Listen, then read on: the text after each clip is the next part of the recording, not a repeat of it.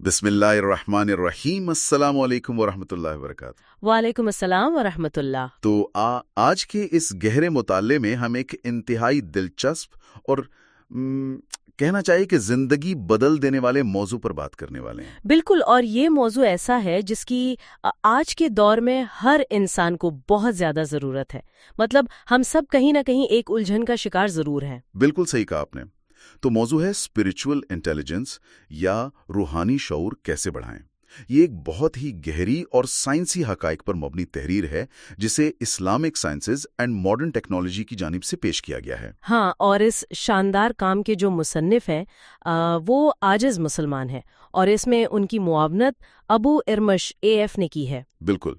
तो आज के इस तफसीली जायजे का हमारा मकसद इसी तहरीर के जरिए उन साइंसी और रूहानी उसूलों का खोज लगाना है जो हार्ट ब्रेन इंटीग्रेशन यानी दिल और दिमाग की हम आहंगी की मदद से इंसान को हकीकी सुकून बख्श सकते हैं। और यही वो चीज़ है जो हम सब तलाश कर रहे हैं। हाँ, और यहाँ सबसे दिलचस्प बात यह है कि हम अमूमन साइंस और रूहानियत को दो बिल्कुल अलग बल्कि मुतजाद राहें समझते हैं, है ना? हाँ, आमतौर पर यही समझा जाता है। लेकिन इस तहरीर में इन दोनों को जिस तरह जोड़ा गया है वो वाकई जहन को झंझोड़ देने वाला है। ये वाकई एक जबरदस्त नुक्ता है। और अगर हम इसे बड़ी तस्वीर के साथ जोड़ें तो ये तहरीर इंसान को मुख्तलिफ खानों में बांटने के बजाय एक मुकम्मल इकाई के तौर पर देखती है। असरे हाजिर का सबसे बड़ा अलमिया जो इस तहरीर की बुनियाद भी है वो ये है कि आज का इंसान तारीख का सबसे ज्यादा बाखबर और ज़हीन इंसान है। मालूमात का एक लामुतनाही सैलाब है जो हर वक्त स्क्रीन्स के जरिए हमारे जहनों में उंडेला जा रहा है। बिल्कुल, हम एक क्लिक पर दुनिया के किसी भी मौजू पर मालूमात निकाल सकते हैं। लेकिन इस सब के बावजूद इंसान के अंदर एक अजीब सी इनर एम्प्टीनेस या अंदरूनी खोखलापन पाया जाता है। शदीद बेसुकूनी है। हाँ, मालूमात के इस पहाड़ के नीचे इंसान की रूह जैसे दम तोड़ रही है। अच्छा, जरा इसे समझने दें। हम बचपन से सुनते आए हैं कि इल्म ताकत है। सही। अगर इंसान के पास मालूमात की कोई कमी नहीं है तो ये अंदरूनी खोखलापन क्यों है? क्या हमने सिर्फ दिमागी जहानत को ही कामयाबी समझ लिया है? ये तो बिल्कुल ऐसा ही है जैसे कोई इंतहाई तेज रफ्तार और जदीद गाड़ी हो लेकिन उसे चलाने वाला ड्राइवर ही नाबीना हो। अरे वाह, ये मिसाल बहुत जबरदस्त है। क्या इसी अंधेपन ने इस इनर एम्प्टीनेस को जन्म दिया है? बिल्कुल ऐसा ही है। और यहीं पर तहरीर स्पिरिचुअल इंटेलिजेंस या रूहानी शऊर का तस्वुर पेश करती है। मालूमात का होना एक अलग चीज है और उनका दुरुस्त इस्तेमाल करने का शऊर होना बिल्कुल मुख्तलिफ बात है। माखज़ में रूहानी शऊर को महज एक मजहबी कैफियत नहीं बल्कि एक ऐसी अमली सलाहियत कहा गया है जिसके जरिए इंसान हक को पहचानता है। सही। जिंदगी के मुश्किल फैसलों में वो दुरुस्त समत का इंतखाब करता है और सबसे बढ़कर एक गहरा अंदरूनी सुकून महसूस करता है। तो जो मैंने शुरू में वो सुपर कंप्यूटर और नाबीना ड्राइवर की मिसाल दी थी, हाँ, वो यहाँ बिल्कुल फिट बैठती है। बिल्कुल फिट बैठती है। हमारा दिमाग वो सुपर कंप्यूटर है जो तेजी से इंफॉर्मेशन प्रोसेस कर रहा है, लेकिन ड्राइवर वो रूहानी शऊर है जिसने सिमत का तयन करना है। अगर ड्राइवर ही नाबीना है तो गाड़ी ख्वाह कितनी ही तेज हो वो किसी दीवार से ही टकराएगी। इस मिसाल को अगर मजीद गहराई में लेकर चलें तो तहरीर में दिमाग और दिल के काम करने के मुख्तलिफ तरीकों का बहुत दिलचस्प मवाजना किया गया है। अच्छा। दिमाग का काम बुनियादी तौर पर लॉजिक या मंतक पर मबनी है। ये हिसाब लगाता है, खतरात से आगाह करता है। दूसरी तरफ जो दिल का निज़ाम है वो मीनिंग एंड कनेक्शन यानी जिंदगी के मायनी और ताल्लुक का मरकज है। तो मसला कहाँ आता है? मसला तब पैदा होता है जब इंसान सिर्फ दिमाग की मंतिक पर जिंदा रहने की कोशिश करता है और जिंदगी से मायने गायब हो जाता है। रुकें, ये एक बहुत बड़ा दावा है। क्या हम ये कह रहे हैं कि ये कोई इख्तियाराती बात नहीं बल्कि हमारा जिस्मानी हार्डवेयर यानी हमारे आसाबी निज़ाम के खलिए वाकई हमारे रूहानी सॉफ्टवेयर के साथ जुड़े हुए? 100% जुड़े हुए हैं। और एक की खराबी दूसरे को फील कर देती है? बिल्कुल, और उसकी हयातियाती वजह बहुत हैरान कुन है। तहरीर से न्यूरोसाइंस की रोशनी में बहुत वाज़े अंदाज में बयान करती है। वो कैसे? हमारे दिमाग का अगला हिस्सा जिसे प्री फ्रंटल कॉर्टेक्स कहते हैं वो हमारे शऊर या अवेयरनेस का मरकज है। پھر ہمارے دماغ کے اندر گہرائی میں لمبک سسٹم ہے جو ہمارے جذبات کو کنٹرول کرتا ہے. ٹھیک ہے. اور پھر ہمارا پورا نروس سسٹم ہے جو جسم کی مجموعی کیفیت کو سنبھالتا ہے. اب ہوتا یہ ہے کہ جب انسان روحانی طور پر بے سکون ہوتا ہے، یعنی جب اس کا تعلق اور معنی کٹ جاتا ہے، بالکل، تو اس کا لمبک سسٹم اس کھوکھے پن کو ایک خطرہ محسوس کرتا ہے. یہ خطرے کا سگنل اعصابی نظام میں فائٹ اور فلائٹ یعنی لڑو یا بھاگو کی کیفیت پیدا کر دیتا ہے. اوہ، تو انسان ہر وقت ایک تناؤ میں رہتا ہے.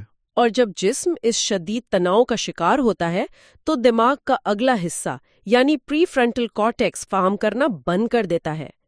ان سب کا انضمام ہی اصل اسپرچول اویئرنیس ہے. یہ تو واقعی ہوش ربا بات ہے.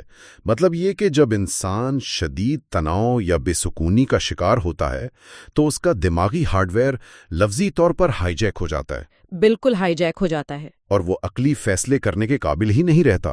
ہاں، اور جب دل کو ایک معنی ملتا ہے تو جذبات پرسکون ہوتے ہیں، اعصابی نظام ریلیکس ہوتا ہے اور پری فرنٹل کارٹیکس پوری صلاحیت سے کام کرنے لگتا ہے. یہاں سے مجھے ایسا لگ رہا ہے جیسے ہم 1400 سال پرانی کسی حقیقت کو لیبارٹری میں ثابت ہوتے دیکھ رہے ہیں. بے شک. کیونکہ اگر ہم اسکرین کو جدید نیورو سائنس سے ہٹا کر قرآنی تناظر کی طرف موڑیں تو تحریر میں قرآنی ماڈل پیش کیا گیا ہے.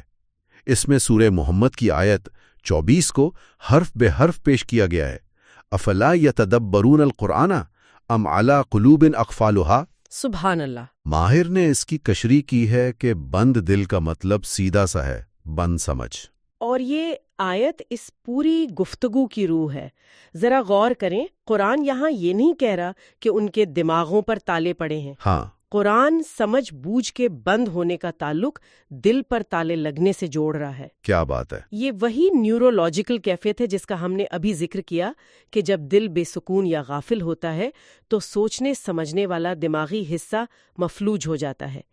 اسی بنیاد پر تحریر میں دل کی 3 روحانی کیفیات کا ذکر کیا گیا ہے. کون کون سی؟ ایک زندہ دل، دوسرا مردہ دل اور تیسرا بیمار دل. اچھا، جب قرآنی ماڈل میں دل پر تالا لگنے کی بات ہوتی ہے تو کیا نیورو سائنس کے نظریے سے یہ وہی کیفیت ہے جب آپ شدید تناؤ یا غفلت کی وجہ سے انسان کا پری فرنٹل کارٹیکس کام کرنا چھوڑ دیتا ہے اور وہ سمجھنے کی صلاحیت سے محروم ہو جاتا ہے؟ آپ نے بالکل درست ربط قائم کیا.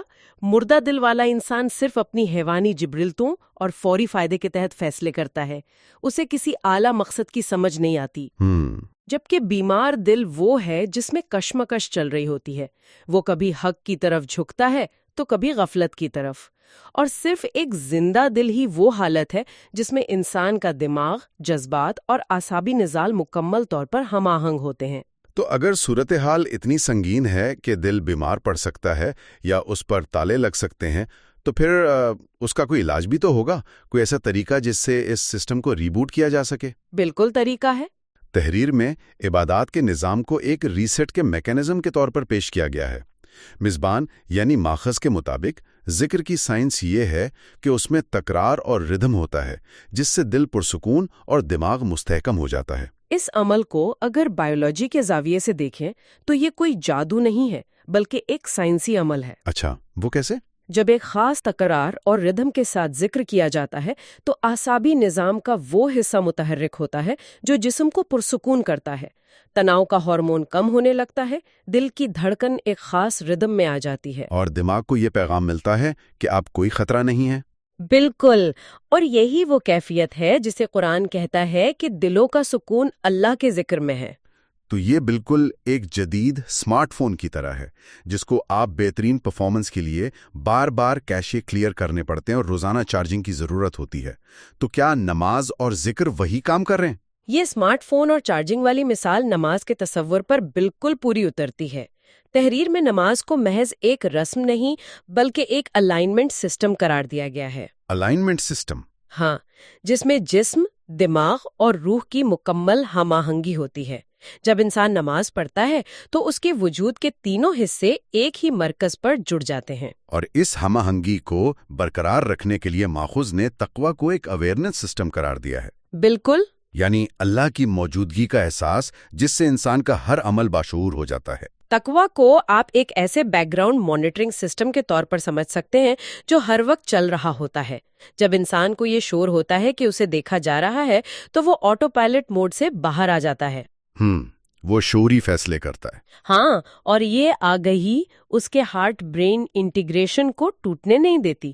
لیکن انسان ہونے کے ناطے ہم سے غلطیاں ہوتی ہیں، یہ ہم آہنگی ٹوٹتی ہے۔ تو ماخوذ اس بارے میں کیا کہتا ہے؟ ماخوذ گناہ کو ایک ایسے وائرس کے طور پر متعارف کرواتا ہے جو اس سسٹم کو کریش کر دیتا ہے۔ اور یہ بہت اہم نکتہ ہے کہ گناہ کا براہ راست اثر دماغ پر ہوتا ہے۔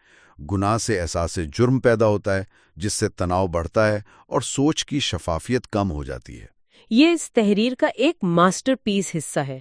عموماً ہم سمجھتے ہیں کہ گناہ سے صرف اعمال نامہ خراب ہوتا ہے، لیکن نیورو سائنس بتاتی ہے کہ گناہ سے پیدا ہونے والا احساس جرم انسان کے اعصابی نظام پر ایک زبردست بوجھ ڈالتا ہے۔ تو کیا اس کا مطلب یہ ہے کہ گناہ صرف ایک روحانی غلطی نہیں بلکہ اعصابی سطح پر بھی تباہی مچا رہا ہے؟ 100%۔ اور کیا توبہ صرف ایک مذہبی رسم نہیں بلکہ بائیولوجیکل لیول پر خود کو ٹھیک کرنے کا ایک سائنسی عمل ہے؟ بالکل۔ ماہرین توبہ کو ایک ریسیٹ میکانزم کے طور پر واضح کرتے ہیں۔ ندامت دراصل جذباتی بوجھ سے رہائی اور روحانی شفا کا ذریعہ ہے۔ جب آنسو بہتے ہیں اور انسان جھکتا ہے تو وہ اعصابی تناؤ ریلیز ہو جاتا ہے۔ ہاں، اور اس شفا کو مزید مستحکم کرنے کے لیے تفکر یعنی گہری سوچ کی ضرورت ہوتی ہے۔ تفکر سے انسان کی آگاہی بڑھتی ہے اور دماغ میں نئے مثبت کنیکشنز بنتے ہیں۔ ذاتی سطح پر ریسیٹ ہونے کے بعد اب عملی زندگی اور بیرونی ماحول کی باری آتی ہے۔ ماخذ بتاتا ہے کہ کم بولنا اور زیادہ محسوس کرنا کس طرح اندرونی شفافیت کا باعث بنتا ہے۔ اسے خاموشی اور موجودگی کا نام دیا گیا ہے۔ جب ہم مسلسل بولتے ہیں یا معلومات اندر ڈالتے ہیں تو دماغ کو پروسیسنگ کا وقت ہی نہیں ملتا۔ تو آج کے اس شور شرابے اور سوشل میڈیا کے دور میں کم بولنا اور زیادہ محسوس کرنا شاید سب سے مشکل لیکن سب سے طاقتور عادت بن چکی ہے۔ اور اچھا ماحول کتنے ناگزیر ہے۔ ہم اپنے ارد گرد کے لوگوں کی کیفیت کو عکس بند کرتے ہیں۔ اگر ماحول اچھا ہو تو روحانی فریکوینسی بلند رہتی ہے۔ بالکل، اور اس کے لیے ماہر روزمرہ کی روحانی روٹین کے 4 اجزاء پیش کرتا ہے۔ اچھا، وہ کیا ہیں؟ پہلا قرآن، دوسرا ذکر، تیسرا دعا اور چوتھا محاسبہ۔ یہ چاروں چیزیں انسان کو غفلت سے نکال کر ایک باشعور زندگی کی طرف لے آتی ہیں۔ تو ان تمام حصوں کا جو نچوڑ ہے اور تحریر کا اصل پیغام ہے وہ یہ ہے کہ روحانیت کوئی اضافی چیز نہیں ہے بلکہ یہ اصل زندگی ہے۔ جس کا دل زندہ ہے حقیقت میں وہی زندہ ہے۔ اور اسی بنیاد پر ماخذ میں ایک بہت ہی سنجیدہ سوال پوچھا گیا ہے کہ کیا آپ کا دل زندہ ہے یا صرف جسم زندہ ہے؟ یہ تو واقعی سوچنے کی بات ہے۔ یہ ایک یاد دہانی ہے کہ روحانی شعور ہی حقیقی طاقت ہے جبکہ غفلت محض اندھیرا ہے۔ بالکل، اور اس کے ساتھ ہی وقت آ گیا ہے کہ ہم اختتامی پیغام کو بالکل ماخذ کے مطابق پڑھیں۔ تو سننے والوں، اگر یہ مواد مفید لگا ہو تو Islamic sciences and modern technology کو سبسکرائب کریں، ویڈیو کو لائک کریں اور اس پیغام کو دوسروں تک پہنچائیں۔ بے شک۔ ایک بار پھر یاد دلایا جائے کہ یہ تحریر عاجز مسلمان کی ہے اور معاونت ابو ارمش AF نے کی ہے۔ اللہ تعالی ہمیں دل کی زندگی اور حقیقی روحانی شعور عطا فرمائے۔